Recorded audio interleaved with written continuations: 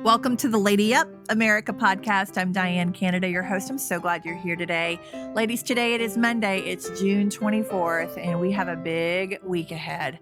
The unprecedented presidential debate is on deck for Thursday. So our episode today is entitled The Circus of the Debate. Be right back.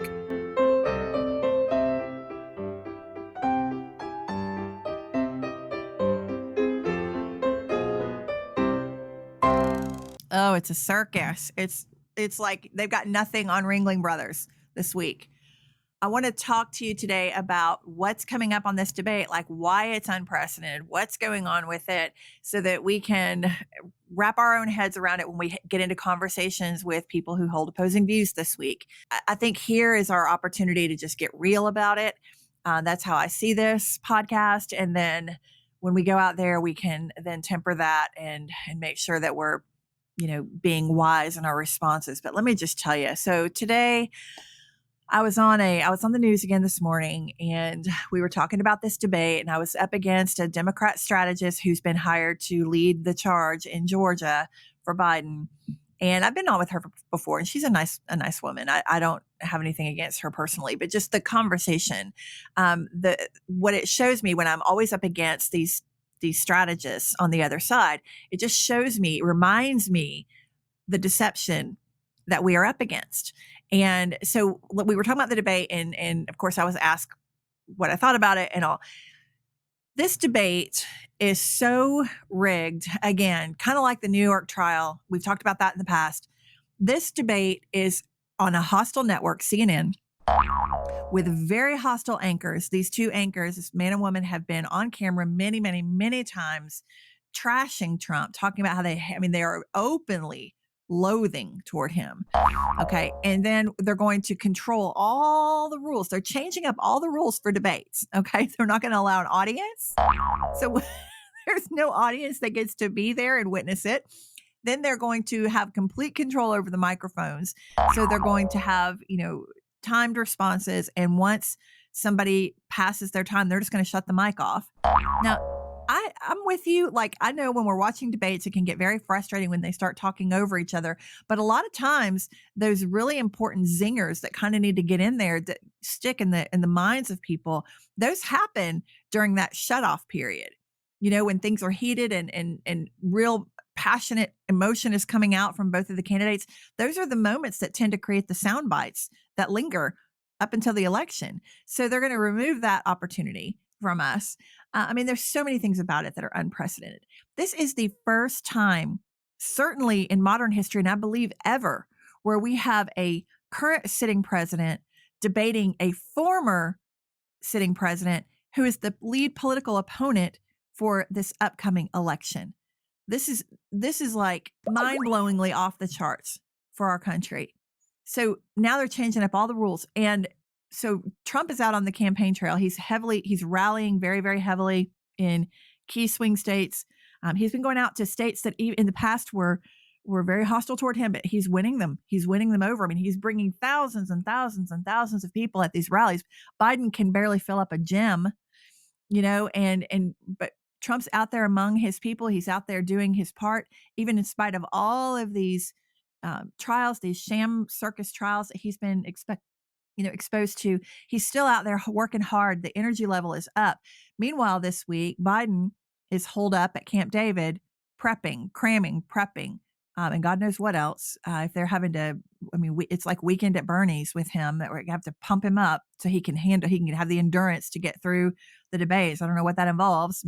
Vitamins, minerals, other things. I don't know, but it's obvious that it's not anything to laugh about. I'm not trying to be, ugly about it, but it's very obvious that Biden has very low endurance. He hardly keeps any schedule in the White House. I loved this morning when she was saying the strategist I was up against was saying, well, he's been out on the campaign trail and he's been out there working hard. And I'm thinking to myself, where? What? He's made a couple of appearances here and there that have been Gaff City.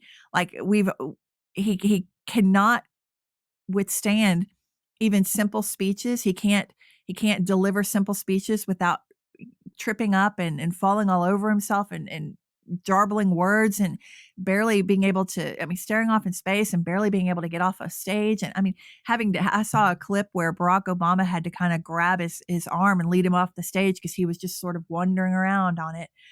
This is our current president, y'all. So they have to do something. Trump is all energy. He's very bright, very sharp. He's a fierce opponent, and he's going to put they're going to put the two of them, on camera together. So God knows what Biden's going to have to do to prepare for that. But it's it is just it's like he's got so many people working to prop him up. I literally think about it like Weekend at Bernie's. Biden's not running anything, y'all. He's not running anything. He's just the puppet. He's like, I'm telling you, he's like Weekend at Bernie's. They're just sitting him up in places and then feeding him the words, feeding him the narratives. It is so, it's just such a circus. I had a friend of mine that used to say, not my circus, not my monkeys. Well, this is our circus this time because this is our freedom at stake. This is the leader of the free world. The American president is the most important role in the entire world. How America goes, so goes the rest of the world. We are a massive superpower here, and we have tremendous impact on what other countries do. When we just look around and we see contrast between the two administrations under Trump, like him or don't, again, I always remind you, we need to vote policy, not personality. But let's just look at the policies under Trump. We didn't have any border crisis, not at all. He shut that down. We didn't have any inflation. It was under 2% when he left office, even with COVID. Biden keeps saying over and over again on the microphone that it was 9% or something when he took over. It is not true. It is absolutely not true. Biden says these things on the microphone that, again, trying to leave things in your mind, and they are absolutely false. He's saying things that Trump wants to be a dictator. No, not at all. Trump made a joke about just dictator for a day because he was talking about going in and shutting down the border again and doing these things that basically re-implementing things that he already had in place when he left office. Biden talks about how this border crisis is all the Republicans' fault because they won't vote on this bipartisan deal and how Trump called and influenced them to not vote on it. Let me tell you what that's about. Trump had all these policies in place when he left office, like remain in Mexico, for instance. If you're waiting on asylum, you got to stay in Mexico or go back to where you came from awaiting that. You don't get to come into the United States and wait on it. There were so many policies with the border wall. He had Mexico cooperating with helping to guard the border. There were so many things in place that were keeping that border secure. Out of spite, or I think an intentional reason, Biden came in and completely undid all of those orders that were in place to protect our border, absolutely dismantled every single one of them. So he created this border crisis. And now he's coming in at the 11th hour right before the election and saying, oh, it's Trump's fault. It's the Republicans' fault. No, guys, don't buy it. It is not. It is not. So there are so many things that he says on the mic that are fabricated, that are absolutely easily fact-checked untrue. Okay, so please just do your own research. Don't listen for, I did a podcast recently that said we cannot live on sound bites alone. We cannot. We need to fact check things for ourselves. I know you're busy, but this is our country we're talking about. These are our children. These are our babies and our grandbabies that we're talking about. We cannot afford to be complacent about this election. And we also cannot afford to sit home. Another thing about Trump, again, like him or don't like him, personality or over, I say don't vote personality. We need to vote policy, but we need to look at what's going on in this debate. Trump took this debate on, even though he knows it's a very, very hostile environment. Would Biden do that? It's like they set all the rules. Trump has been challenging Biden to a debate for months. Say when, say where. He's been wanting to do it for months. Biden finally agrees when he can control the environment, he can control the questions, he can control the anchors. Again, he's not controlling it. We know he's Weekend at Bernie's, but whoever's behind him is controlling it. They're literally putting it's like the Truman Show, like all the elements are controlled, and they're setting Trump up But I tell you, Trump's savvy. He knows this, and he's going in anyway. And he's probably going to take some hits. Yeah. But think about it for a minute. An hour and a half debate is what this is going to be, a 90-minute debate. And I think there's only 2 commercials that are going to be allowed. And the rest of the time they're debating. First of all, can Biden even do it? Can he even stay awake that long? Again, I don't mean to be ugly. It's just based on what we're seeing over and over and over again. It's everything he's got, to get through an interview. How is he going to get through 90 minutes? All right. And then they've got this, all the conditions are controlled. So I think Biden is going, everybody's saying it. This is the performance of his lifetime. If he fumbles and fails here with a fierce opponent like Trump, what are they going to do from here? I have my predictions. I'd love to hear your thoughts. Put it in the comments what you think. We're all just kind of armchair quarterbacks right now.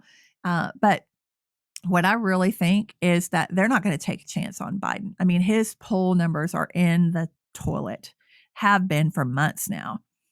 I think, and the other thing that's unprecedented about this debate is how early it's happening when we look at it in relation to election day. Like you never see a debate between the 2 presidential candidates in June. Like this is very, very, very early. So I think what's happening is they're going to go ahead and put Biden up, see how he does through this. And I think if he fails, which, is very likely, then I really think that they're going to end up replacing him. I think that, they're doing this ahead of the Democrat National Convention. And so I think that I don't think they'll be real obvious about it. I think it'll be some kind of a health crisis or something, a manufactured health crisis or something where they'll have an excuse to take him out and then put somebody else in. Who will that somebody be? I've heard a lot of speculation around this lately. A lot of people think Gavin Newsom. Now, Gavin Newsom is the governor of California. He's also Nancy Pelosi's nephew. In my opinion, the devil incarnate.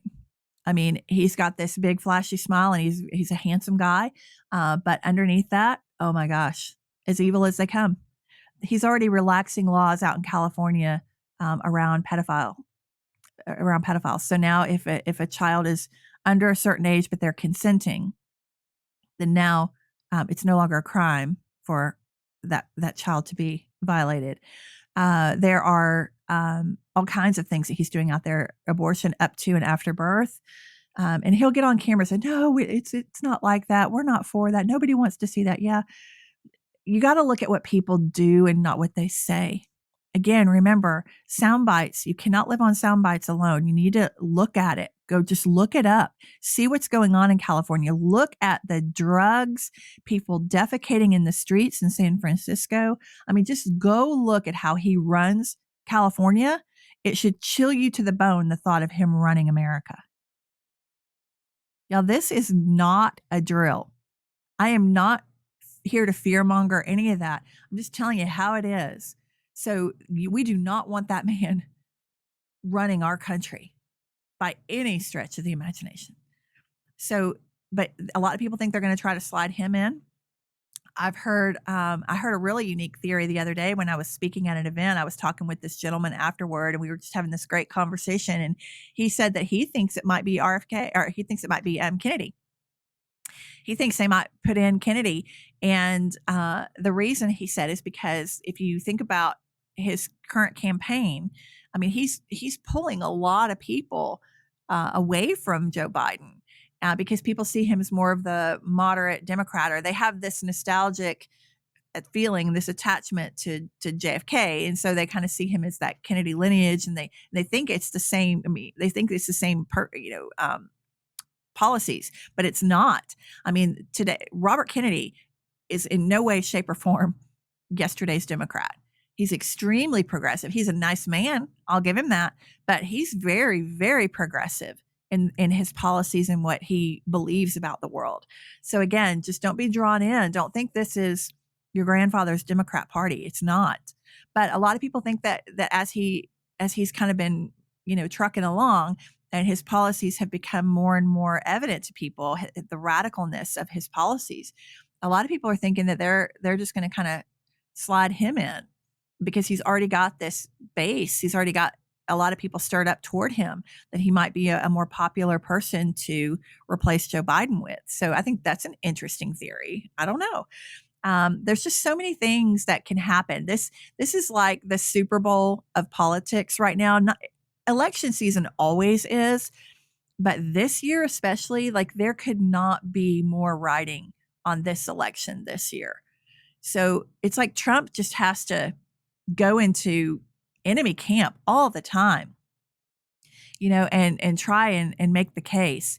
But again, so many people, I mean, just look at the turnout at his rallies, no matter what state he's in. You've got people camped out and lined up in thousands filling arenas. People are on fire for Trump right now. And it's not because of the man. I mean, I think that he has endeared himself to a lot of people. And I think these circus court cases and all of that have fired people up. Yes. But what people see is that how the Democrats have completely overplayed their hand and how they are demolishing. Like I always talk about the load bearing walls of our country. They've got hammers in their hands, just knocking them down. And they see Trump as the only hope to return to any kind of rationale, any kind of normalcy for our country. So it is, Democrats just can't read the room. They just can't read the room. And so we've got a lot riding on this election for people who can't stomach Biden or Trump and who are just planning to sit home. That is not an option. Like if we do not come out in full force at the polls, we are literally going to hand our country over to Biden again, or whoever they put in there, whoever's running Biden. And we are not going to recognize, we are not going to have a country in 3 years. It is not fear mongering. Look at what they've done. Okay, let me just prove it to you. Look at what they've done the last 3.5 years, coming up on almost 4 years now. Okay, let's look at what they've done. They have literally opened our border. Millions and millions and millions of people have poured into our country, and we have no idea who they are. When Biden says, "Oh, I'm trying to fix the border. I've passed executive order to address the border and fix the border." Let me tell you what he did. The reason why Trump got on the phone to those Republicans and all in the Congress is because he knew that policy that Biden is quote unquote going to secure the border with, it's got holes in it for days. It is what they're doing is they're just simply processing migrants faster. And this whole, if it's 2,500 or less, we're going to process them. No, let me tell you, this is, again, you're going to need to go read the bill. Just go read it. You can pull it up and read it. But this is not going to secure our border. And all it's going to do is run them through quicker. Not only, I was watching a report the other day, not only has the border not slowed down, it has sped up since his quote unquote executive action. So don't believe it, you guys. Do not believe it. So under Trump, we had a secure border. Under Biden, we have a wide open border. Millions of people. I've been hearing things lately too from very trustworthy sources that they have shut down jihad camps.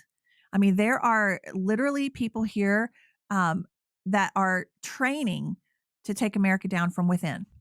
I'm hearing all kinds of things. We have the fentanyl crisis. If we just look at the China-Mexico connection with the gangs, with the cartels, and look at what's coming across our border in conjunction with China. I mean, this is a national crisis, what's going on. So our border is wide open, not to mention what just breaks my heart in half, not to mention the human trafficking. 88,000 kids under Biden are just quote unquote missing. Guys, this is like red alarm bells going off everywhere. That's what this administration has done. They went in and undid all of the safety measures Trump had in place out of spite or intention and opened up our border to millions of people. And they are in our neighborhoods. They have been shipping them to our neighborhoods secretly, landing them in planes at airports and distributing them on buses into our neighborhoods. That should, again, chill us to the bone. So that's what this administration has done. Also, what this administration has done, they have made it almost unaffordable. I was talking to my mom yesterday, and she said that, they're retired, and my dad keeps really, really good records. And they were just comparing what they've spent this year on just the basic necessities compared to what they spent last year, because they live a pretty, their lives don't change much as far as what they spend money on. $5,000 increase this year compared to last year on what they've spent. This is retired people who are on fixed incomes. This is what this administration has done to us. It is not because of COVID. It is because of excessive COVID spending. And I mean, we can go look at the economic trail back. And I mean, there's a lot of reasons why we have this. They shut down energy. They literally have been funding and enhancing the bank accounts of some of the world's most horrific terrorists. I mean, Iran, allowing Iran to be one of the major suppliers of oil in the Middle East, as opposed to us. They've been enriching them, and Russia. So if anybody's pro-Russia, it's this administration. I mean, it is just, they literally reopened that pipeline Russia had to Europe. I mean, if we look at it, if they talk about jailing their political opponents and all that, look at the trials that have gone on. If you ever thought that Trump was dirty, you should rest easy now, because nothing that they've thrown at him has stuck, and they literally have to manufacture crimes like the one in New York.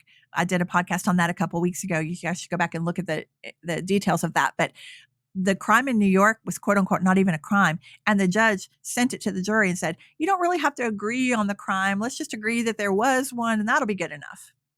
I mean, unbelievable what they have manufactured.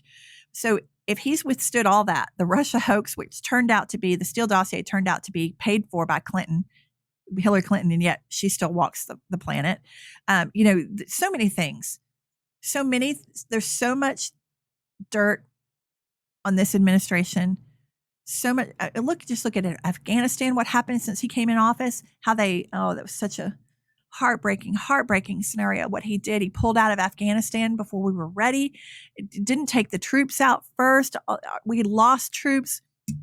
For me, being a Gold Star family, having lost my brother and a Marine who served there, and oh my gosh, y'all. So this is what I mean when I say we won't have a country. Just look at the path of destruction and all of the other superpowers positioning now. We've got warships in the ocean near Cuba.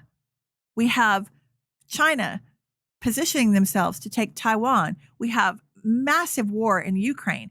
The reason why Russia is starting to kind of loom and threaten us now because of all the support we're giving Ukraine and potentially encouraging them to shoot back at Russia. I mean, y'all, it is like, then we see what happened to Israel. We see what happened on October 7th. Y'all, this is not a drill. You cannot sit home. I encourage you to watch the debates this week coming up Thursday evening, and please get your friends to watch it too. Let's just look at everything through objective eyes, but look at what this administration has done in 3.5 years. What do you think? See, right now, they still, even though they've overplayed their hand in so many ways, they still have to sort of take it a little bit easy because they want that second term. And if they get that second term, then it's all the gloves are off. Like there's nothing left to lose at that point. They can come full out with all their Marxist agendas and everything. We literally do not have a choice. We have to turn out to vote in November this year. We must. So we also need to understand that God is on the throne. I don't want us to get all caught up in the worry and the angst and the frustration of all of this. God sees it all, and all of it somehow will be used for our good. I want to end today reminding us that we're already operating from a place of victory, not defeat. Victory. The church can rise up right in the middle of all of this corruption and chaos. The church, this is our opportunity to rise and take a stand for God's values in this culture. If there was ever a time, I say this all the time, you guys, if there was ever a time for us to win moderate Democrats and independents and even never Trumpers, now is the time, because they're looking at the news, they're seeing all these unprecedented things, and they're worried for their families, and they're spending a lot more at the grocery store. People are in pain, and they are in a lot of fear right now over what's happening. And you can't ignore it anymore. They can't just kind of block it out anymore. I mean, it's affecting them personally now. So if there was ever a time for us to win people to our values, it is right now. How are we going to do that? I've been telling you guys that we just rolled out a book club.